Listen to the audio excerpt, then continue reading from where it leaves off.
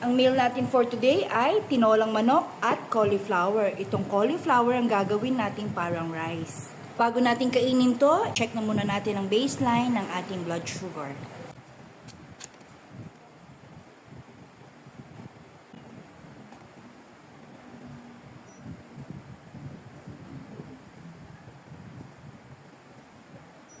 Baseline ng ating blood sugar ay 95 around 8:54 a.m. Meron ako ditong fenugreek at flaxseed na gingrind ko na. So bubudburan natin itong kakainin natin para makatulong sa blood sugar circulation natin.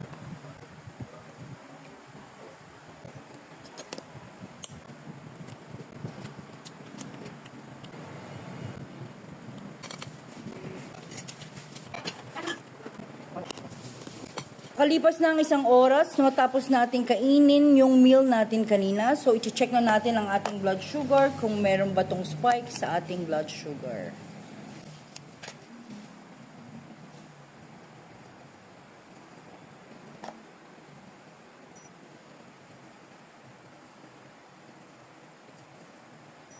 Ang ating blood sugar around 10:24 a.m. ay 74. So, maganda naman ang takbo ng ating sugar. Walang spike yung kinain natin. At hindi pa tayo umiinom ng maintenance nito. Pwede tayong kumain ng at least kahit papano ay isang bread para magkaroon tayo ng carbs sa ating katawan. Maganda naman palang gawing alternative sa rice ang cauliflower. At healthy pa para sa ating mga diabetics. So that will be all for my today's journey. And see you all tomorrow for my tomorrow's journey. Bye!